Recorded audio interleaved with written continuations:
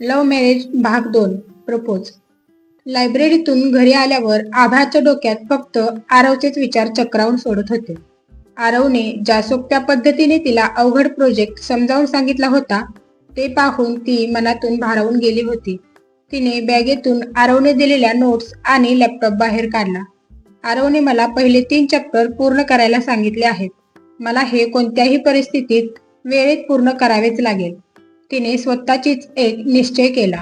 आजपर्यंत अभ्यासाचा कंटाळा करणारी आभा आज रात्री चक्क 10 वाजता अभ्यासाच्या टेबलावर बसली होती. तिची मैत्रीण रियाने तिला फोन केला आणि विचारले, काय ग आभा, काय करतेस? त्या खडूस आरवने काही त्रास दिला का? आभाने हसून उत्तर दिले, नाही ग रिया, उलट तो जितका खडूस दिसतो तितका तो आतून वाईट नाही. तो खूप छान समजावून सांगतो. रियाला आभाच्या बोलण्यातला बदल लगेच जाणवला, पण ती काही बोलली नाही. आभाने रात्री उशिरापर्यंत जागून इंटरनेटवरून माहिती शोधली आणि नोट्स लिहायला सुरुवात केली. लिहिता लिहिता तिचे लक्ष सारखे आरवच्या सुंदर अक्षराकडे जात होते, जे नोट्सच्या पानात स्पष्ट दिसत होते. तिला रात्री झोपतानाही आरवचा तो शांत चेहरा आणि त्याचे चमकदार डोळे आठवत होते. दुसरीकडे आरव ही आपल्या खोलीत बसून लॅपटॉपवर कोडिंगचे काम करत होता. त्याच्या मनातही आज पहिल्यांदाच अभ्यासाव्यतिरिक्त दुसऱ्या कोणाचे तरी विचार येत होते. आभा दिसायला खूप चुलबुली आहे, पण जेव्हा ती शिकत होती तेव्हा तिच्या डोळ्यात एक प्रामाणिकपणा होता. आरवने विचार केला. त्याने यापूर्वी कधीच कोणत्याही मुलीला एवढ्या जवळून आणि इतके शांतपणे ऐकले नव्हते. पण मला या सगळ्या फालतू विचारांमध्ये वेळ घालवायचा नाही. मला फक्त प्रोजेक्टवर लक्ष द्यायचे आहे, असे म्हणत त्याने स्वतःचे मन अभ्यासात वळवण्याचा प्रयत्न केला.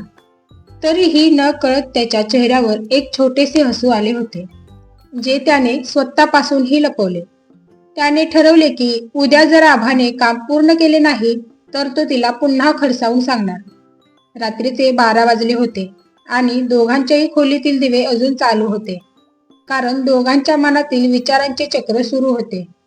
2 वेगळ्या जगातील हे 2 जीव न कळत एकाच विचाराच्या धाग्याने जोडले जात होते. पुढचा दिवस उजाडला आणि कॉलेजची सकाळ नेहमीपेक्षा जास्त सुंदर वाटत होती. आभा आज खूप उत्साहात होती. तिने रात्रीच तिचे काम पूर्ण केले होते. ती सुंदर गुलाबी रंगाचा कुर्ता घालून कॉलेजमध्ये आली होती, ज्यामुळे ती अधिकच उठून दिसत होती. तिची नजर कॉलेजच्या आवारात फक्त आरवला शोधत होती. आरव नेहमीप्रमाणे लायब्ररीच्या त्याच कोपऱ्यातील टेबलवर बसून तिची वाट पाहत होता. आज घड्याळात बरोबर 5 वाजले होते आणि आभा अगदी वेळेवर लायब्ररीच्या दारात उभी राहिली. आरवने घड्याळाकडे पाहिले आणि तो थोडा आश्चर्यचकित झाला, कारण आभा वेळेची पक्की असेल असे त्याला वाटले नव्हते. आरवने तिचे स्वागत करत बोलले, वेळ पाळल्याबद्दल धन्यवाद आभा. मी जे बोलते ते करून दाखवते मिस्टर आरव. आभाने गर्वाने आपली फाईल टेबलावर ठेवली. आरवने फाईल उघडली आणि तिने लिहिलेल्या नोट्स अत्यंत बारकाईने वाचू लागल्या.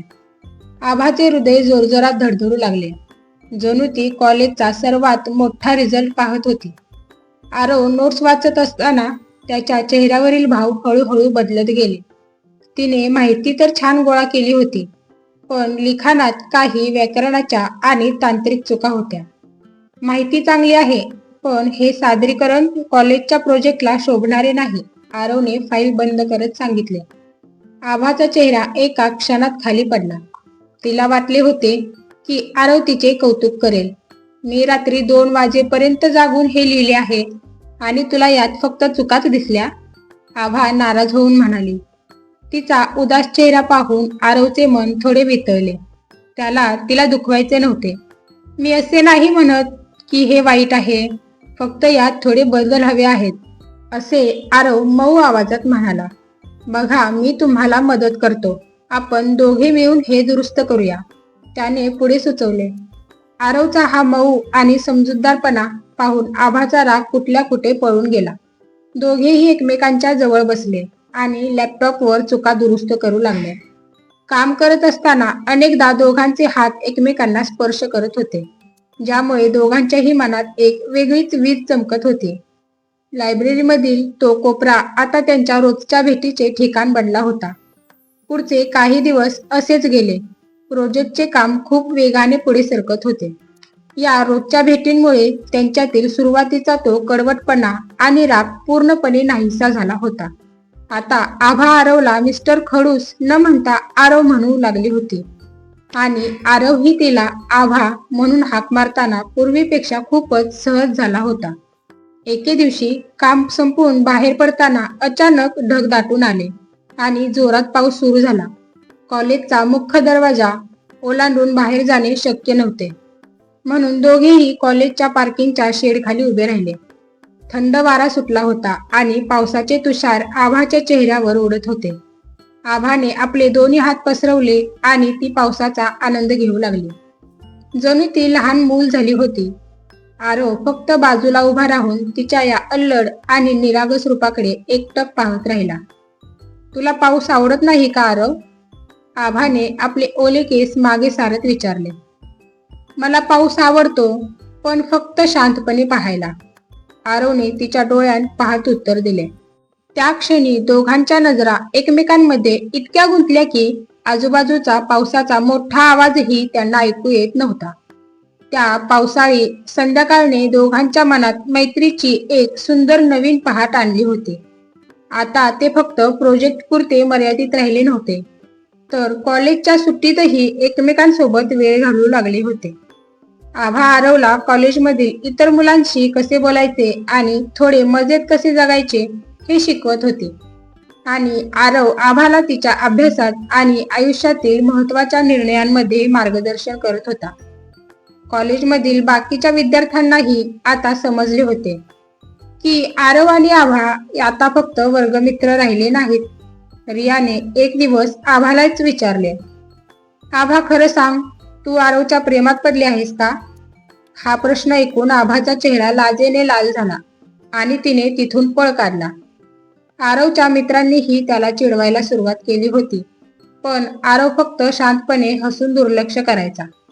एका शांत मुलाच्या आयुष्यात रंगांची उधळण करणारी आभा त्याच्या जगण्याचा एक मुख्य भाग बनली होती. आणि आभालाही समजले होते की आरवशिवाय तिचे कॉलेजचे आयुष्य आता अपूर्ण आहे. एके दिवशी कॉलेजमध्ये वार्षिक सांस्कृतिक उत्सव सुरू झाला. संपूर्ण कॉलेज दिव्यांनी आणि संगीताने सजले होते. आभाने एका सुंदर पारंपरिक साडीमध्ये कॉलेजमध्ये प्रवेश केला. ती एखाद्या अप्सरेसारखी दिसत होती. आरवने जेव्हा तिला पाहिले तेव्हा त्याच्या हृदयाची धडधड एका क्षणासाठी थांबली. तू खूप सुंदर दिसत आहेस आभा. आरवच्या तोंडून नकळत हे शब्द बाहेर पडले. आभाने लाजून आपले डोके खाली केले, कारण आरवने पहिल्यांदाच असे उघडपणे कौतुक केले होते. त्या रात्री कॉलेजमध्ये कपल डान्सची स्पर्धा किंवा इव्हेंट सुरू होता. संगीत खूप रोमॅन्टिक होते आणि अनेक जोडपे स्टेजवर डान्स करत होते. आभाने आरवचा हात पकडला आणि म्हणाली, आरव चल ना, आपण ही डान्स करूया. आरव घाबरला.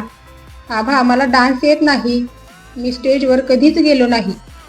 माझ्यावर विश्वास ठेव आरव, फक्त माझा हात पकड आणि माझ्यासोबत चाल, आभाने अत्यंत विश्वासाने सांगितले. आरवने तिचा हात पकडला आणि दोघेही हळू स्टेजच्या एका कोपऱ्यात आले. आरवने आपला हात आभाच्या कमरेवर ठेवला आणि आभाने आपला हात त्याच्या खांद्यावर ठेवला. दोघांनीही एकमेकांच्या डोळ्यात पाहत अतिशय संथ गतीने संगीताच्या तालावर पावले टाकायला सुरुवात केली. त्या क्षणी आरवला जाणवले की तो फक्त डान्स करत नाहीये, तर तो आभाच्या प्रेमात पूर्णपणे वाहून गेला आहे. डान्स संपल्यानंतर दोघेही कॉलेजच्या गच्चीवर आले, जिथे खूप शांतता होती. वर आकाश ताऱ्यांनी भरले होते आणि खाली कॉलेजचा प्रकाश दिसत होता. आरवचे हृदय खूप जोरात धडधड करत होते, कारण आज त्याला त्याच्या मनातील सर्वात मोठी गोष्ट आभाला सांगायची होती. आभा, मला तुला काहीतरी सांगायचे आहे, जे मी खूप दिवसांपासून मनात दडवून ठेवले आहे, आरव अत्यंत गंभीर आवाजात म्हणाला. आभाने त्याच्याकडे पाहिले. तिच्याही मनात काय चालले आहे याची तिला कल्पना होती. मी नेहमी विचार करायचो की माझे आयुष्य फक्त पुस्तके आणि करिअर यापुरतेच मर्यादित आहे, आरव पुढे म्हणाला. पण जेव्हापासून तू माझ्या आयुष्यात आलीस तेव्हापासून मला जगण्याचा खरा अर्थ समजला आहे. त्याने तिचा हात हातात घेतला आभा, मी तुझ्यावर खूप प्रेम करतो. काय तू माझ्या आयुष्याचा कायमचा भाग बनशील? आरवने अखेर आपले प्रेम व्यक्त केले. आभाच्या डोळ्यात आनंदाचे अश्रू आले. तिने काहीच न बोलता थेट आरवला मिठी मारली. मीही तुझ्यावर खूप प्रेम करते आरव. मला कधीच सोडून जाऊ नकोस. आभाने त्याच्या छातीवर डोके ठेवून सांगितले. ताऱ्यांच्या साक्षीने दोन जीवांचे हे सुंदर मिलन झाले होते आणि एका गोड लव्ह स्टोरीची खरी सुरुवात झाली होती. पण त्यांना माहीत नव्हते की हे प्रेम मिळवणे जितके सोपे आहे तितकेच ते टिकवणे त्यांच्यासाठी खूप कठीण जाणार होते. कारण खरी परीक्षा आता पुढे सुरू होणार होती. पुढील भाग 3 मध्ये आरव आणि आभा यांच्या प्रेमाची गोष्ट घरच्यांपर्यंत कशी पोहोचणार, त्यांच्या लव्ह मॅरेजला कोणाचा विरोध असणार, जाणून घेण्यासाठी उद्याचा भाग नक्की बघा. माझ्या चॅनेलला सबस्क्राईब करायला विसरू नका. व्हिडिओला लाईक आणि शेअर करा. भेटूया पुढच्या भागात. हसत रहा, खुश रहा. धन्यवाद.